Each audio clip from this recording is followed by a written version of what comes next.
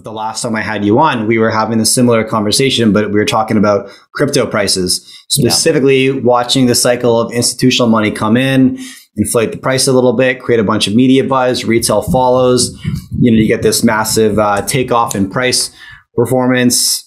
Yeah. And I think I actually remember that. And we were talking about how the pivot highs were getting less and less, and then you started to make lower lows. And I remember talking about that when we were kind of in that 60 to 65,000 range, how you made the top here. And then finally, here was a low, here was a lower low. And then you made a lower high here. And again, that was a signal that you were kind of on the downshift where you had net more sellers. And then obviously the drop of till 30,000 occurred after that. So that was pretty wild, man. That was pretty wild. Yeah. And just for reference, that was May 20th. I had you on and you were calling for a drop or a crash in the crypto price. And I think you were saying you're waiting for a crash and you're hoping for 30,000 so you could start buying again. So how did you action this correction, Gareth? So when that occurred, I actually did buy just north of 30,000. I always like to do that because if my low is 30,000, I don't want to be the guy that puts it right there and then I miss getting filled by $100 on Bitcoin or something. And you look back and you say, why did I squabble over $100?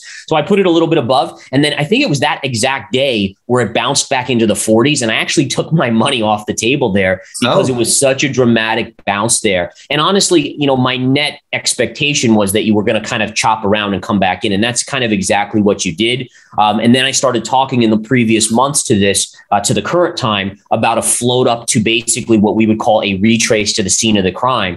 So again, for those of you that have followed me on Twitter and so forth, I've been talking about a rally back to about 52.5, maybe as high as 55,000. And really what that is a technical retrace. So here you had this head and shoulder pattern, which played out picture perfect to the 30,000 level. That's why I was making that call when I was on last time.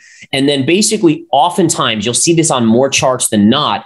Price eventually goes back to that same trend line. We call it the scene of the crime. So the crime, essentially, the breakdown occurred at that trend line when it was breached. And somehow price wants to go back there. But when it gets there, it actually has a lot of trouble. There's a lot of resistance right there. And interestingly enough, funny, we're talking about this because today Bitcoin just had a pretty big drop on it and trading now around 47,000.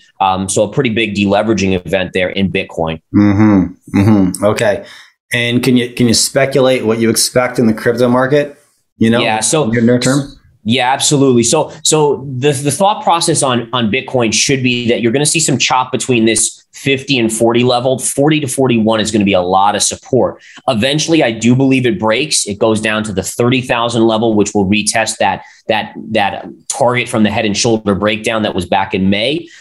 You'll get a big bounce there because there's going to be a lot of investors that say, oh, this is the low pivot. This is major support. Ultimately, I actually expect it to go lower to about 18 to 20,000.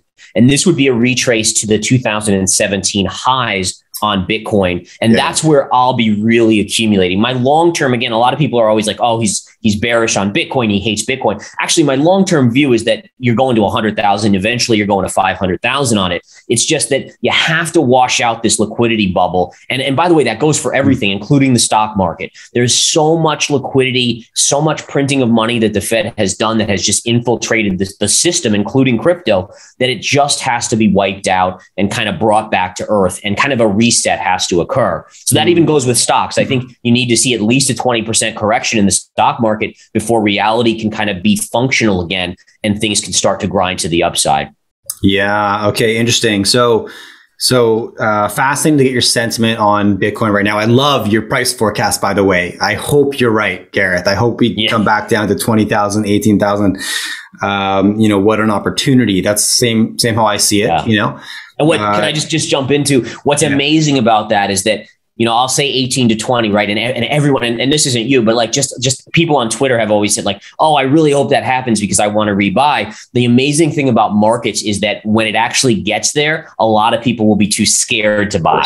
And that's usually the signal that you want to buy. When everyone is so fearful. I mean, you could go back to when Bitcoin was trading at, after 2017 and 18 and even 19, it was at 5,000, 6, 7, people were just scared. I mean, I still remember vividly, CNBC actually took the ticker of Bitcoin off their show in the afternoon or even all day. And that was almost like a bottoming signal. Like, okay, now that CNBC is not pumping it, it's now the time to actually accumulate. So just interesting stuff like that. 100%. Now you're making me think. So this morning I was talking to Tavi Costa from Crescat Capital, and I was hitting him up. I was like, where are we finding, where is an asset class that's undervalued right now, right? If I'm sitting on some dry powder and I'm looking to build a position in something that I'm not already holding, right? What is not inflated right now? So, I mean, I want to pass this to you because what you just said, right? What are people scared of right now, Gareth? Like, where is that unloved, hated asset class? What is it? Anything strike you?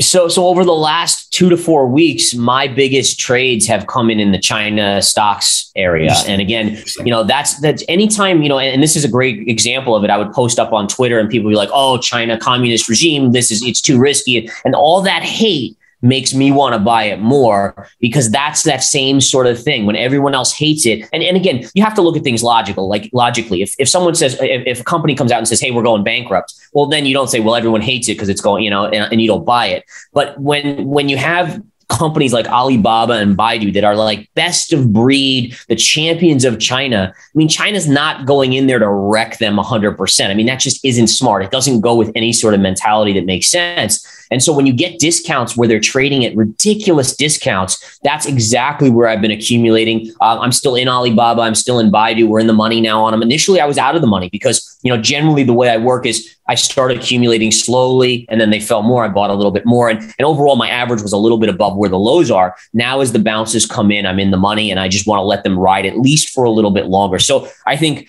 China stocks still have some upside. Doesn't mean China won't regulate a little bit more, but I think overall the valuations make sense. You have 1.5 billion consumers over there. I mean, that's a lot more than in the US. And then even I think gold a little bit. I mean, gold's had some big runs, although it's pulling back today. But people in general, especially crypto people, are just very dismissive of gold. And to me, it's just the kind of the stable play. It's not going to make you 100% overnight or in a month or so like a cryptocurrency could. But it's the stable play that as you see the printing of money, as you see what the Fed is doing, the government debt just continuing to rise, it makes me feel kind of better sleeping at night to have some gold in my portfolio.